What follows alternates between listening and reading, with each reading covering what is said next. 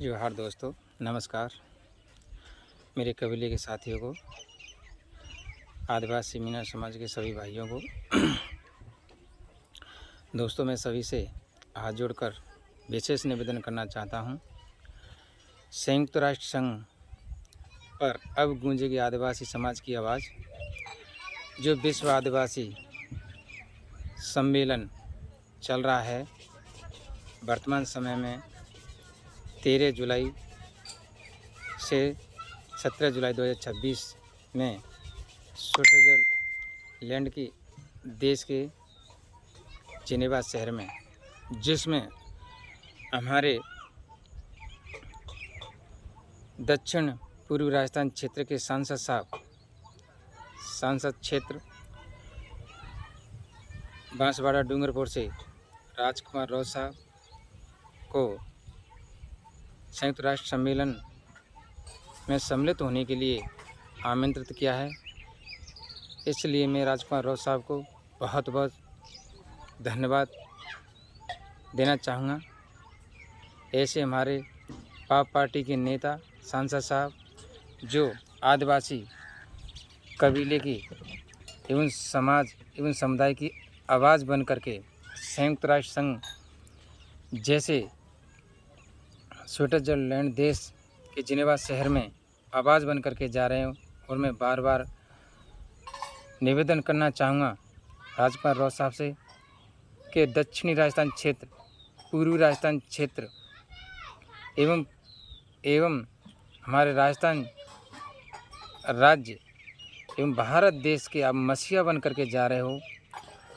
जहाँ जिस कोने में पूर्व से लेकर के पश्चिम तक और उत्तर से लेकर दक्षिण तक राजस्थान राज्य एवं भारत देश में आदिवासी समुदाय एवं हमारा आदिवासी कबीला जहाँ रह रहा हो, जल जंगल ज़मीन पर उनकी पूर्ण रूप से हक एवं अधिकारों की आवाज़ उठाएं और बुलंद रूप से उठाएं, निडर होकर के आवाज़ उठाएं। आपके साथ आदिवासी समाज, आदिवासी कबीला, आदिवासी समूह, पूरा भारत देश का आपके साथ है। जी जान से आप निडर होकर के साहस से, विवेक से और बुद्धिजीवी से और संयम से पूर्ण रूप से आवाज़ उठाएं। सर्वप्रथम आदिवासियों के लिए आवाज़ बनी संयुक्त राष्ट्र संघ में। वो सर्वप्रथम 1982 में स्विट्ज़रलैंड देश के शहर जिनेवा में बैठक हुई और बैठक होने के बाद संयुक्त राष्ट्र संघ द्वारा 9 अगस्त 1954 में से घोषित कर दिया गया विश्व आदिवासी दिवस मनाने के लिए। वो ये पर्व आदिवासी समुदाय का, आदिवासी कबीले का, आदिवासी समाज का पर्व सबसे बड़ा पर्व है। हमारे आदिवासियों में सबसे बड़ा पर्व है 9 अगस्त विश्व आदिवासी दिवस। हमें एक त्यौहार के रूप में जी जान से और शान से मनाना चाहिए। सबसे बड़ा आदिवासियों का पर्व है 9 अगस्त विश्व आदिवासी दिवस।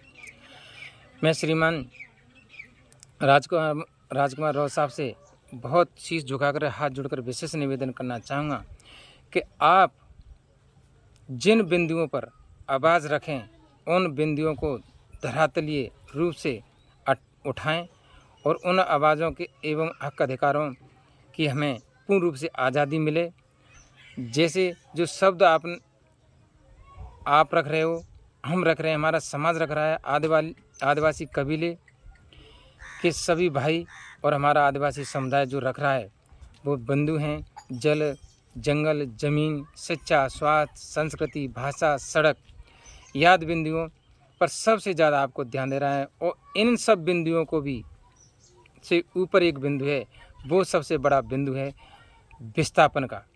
आज हमारा समुदाय आदिवासी जब विस्थापित हो जाएगा तो हम जल जंगल ज़मीन, शिक्षा, स्वास्थ्य, संस्कृति, भाषा, सड़क, याद का हम कहाँ उपयोग करेंगे, कहाँ वहन करेंगे, कहाँ सदुपयोग में लेंगे और कहाँ हमारे रिश्ते संबंधी, सगे संबंधी, भाईचारे, कहाँ खेत खलिहान, जल जंगल ज़मीन रहेंगे। तो इससे पहले सबसे बड़ा बिंदु आता है हमारा विस्थापन का। इस विस्थापन को बिल्कुल जड़ से ख़त्म कर दिया जाए। हम जानना चाहते हैं कि सरकार, हाँ सरकार विकास करती है, करना भी चाहिए सरकार को विकास, लेकिन विकास के साथ साथ में विस्थापन नहीं होना चाहिए किसी भी हर हालात में। विस्थापन अगर कर दिया समाज का, किसी भी कबीले का, किसी भी समुदाय का, तो इस विकास का उपयोग कौन करेगा।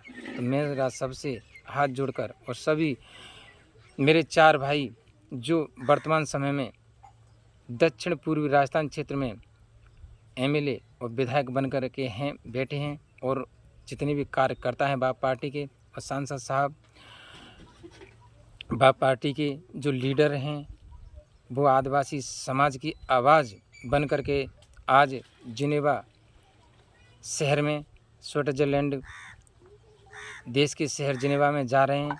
तो पूर्ण रूप से आवाज़ उठाएं और बाप पार्टी के प्रवक्ता डॉक्टर